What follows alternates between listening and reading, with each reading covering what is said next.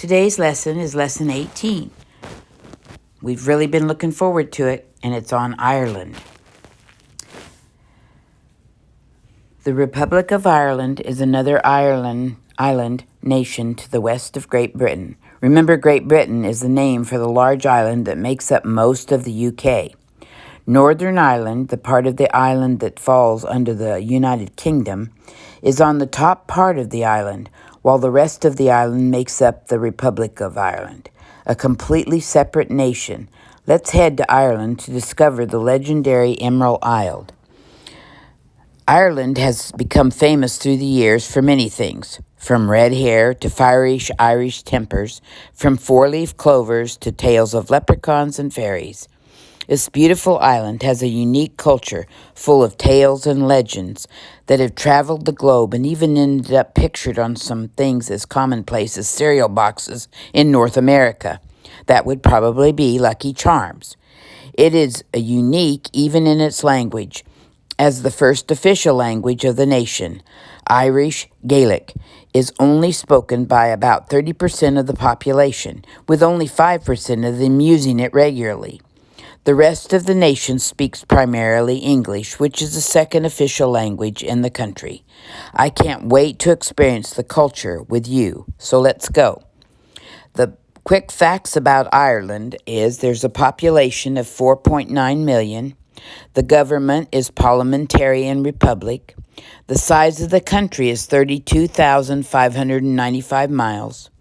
The capital city is Dublin. The official languages are Irish Gaelic and English, and the landmark is Blarney Castle. Land and animals. The lush green countryside of Ireland earned it the Emerald Isle nickname. Isle means island, from a poem written in 1795 by Irish poet William Drennan. Ireland receives a large amount of rain each year that contributes to its beautiful green landscape. In 2007, they had 40-day stretch of rain. Does that remind you of anything? Good thing it wasn't the same kind of rain that Noah saw when we got in the ark. The lush green countryside of gently rolling hill makes an idyllic backdrop for flocks of sheep and their shepherds, which we are bound to see in abundance as soon as we leave the city for the beautiful Irish countryside. Ireland's sheep population is almost as many as its people, with estimates of 4 to 5 million sheep, and that's a lot of sheep. The Irish people love dogs, and they have a strong history of hunting with them. This has led to several dog breeds that are distinctly Irish and well known for their intrinsic hunting abilities. Irish settlers are notable for their intelligence and job success. They are often used as hunting dogs, trained to both alert the hunter of the presence of prey and to retrieve birds for the hunter. The Irish have developed no less than 4 terrier breeds over the years. These dogs are wonderfully loyal pets and well loved for this. They were originally bred to hunt vermin on farms, however, and continue to have a strong drive for hunting prey to this day. Another distinctly Irish dog is the Irish Wolfhound. This dog is the tallest of all dog breeds and can be up to 34 inches tall at the shoulder. As you might have questioned from their name, this dog was originally bred to hunt wolves. Although wolves became extinct in the late 18th century and the dogs almost disappeared as a result, the end of the 19th century showed a resurgence in the dog breed, and they can be found around the world today. The famous landmark. Ireland is famous for its large amount of castles.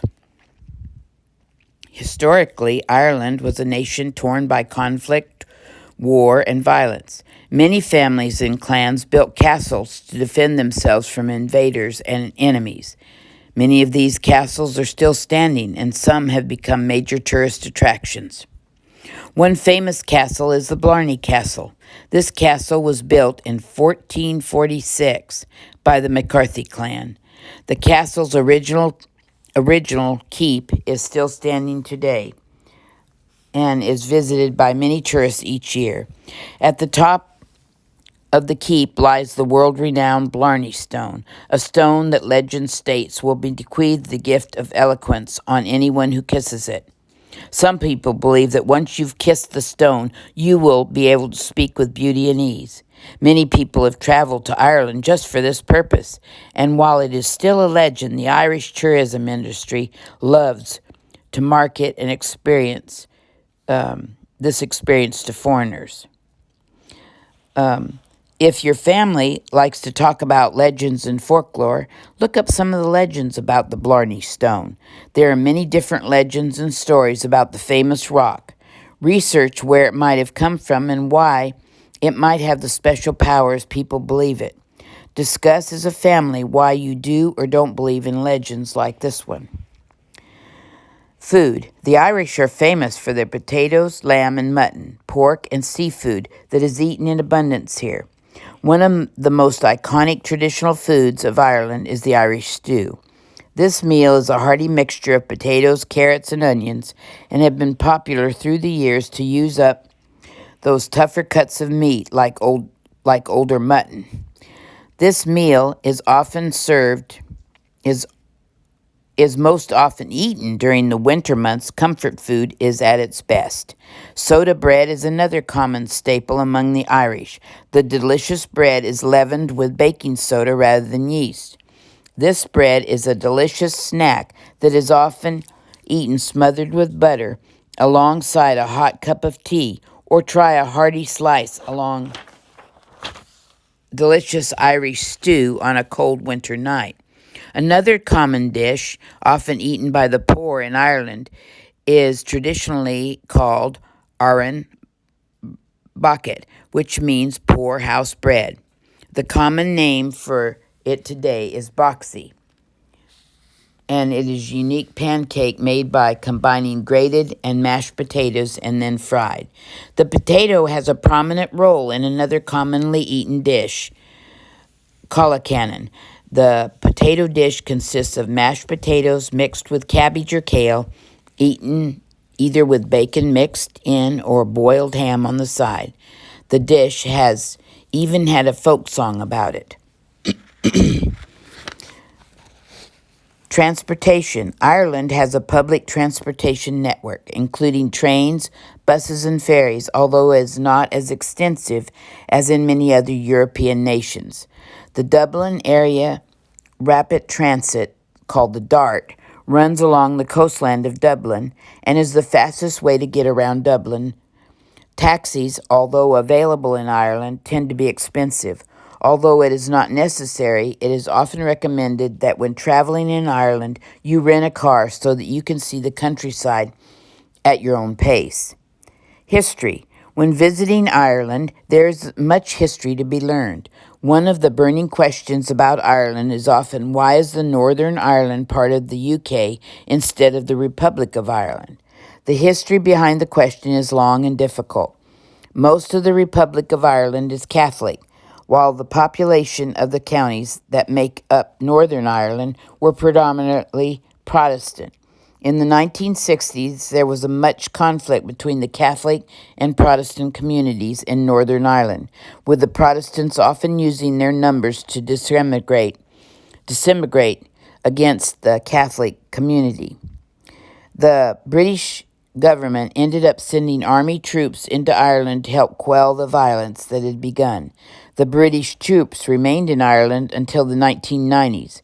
In 1998, there was an agreement reached that Northern Ireland would become part of the United Kingdom in an attempt to unify Catholic Ireland and leave the Protestants to the UK. The agreement went to a vote and was approved by the largest percentage of voters throughout all of the trade. Perhaps the most well-known historical event in Ireland is the Irish Potato Famine, also known as the Great Hunger.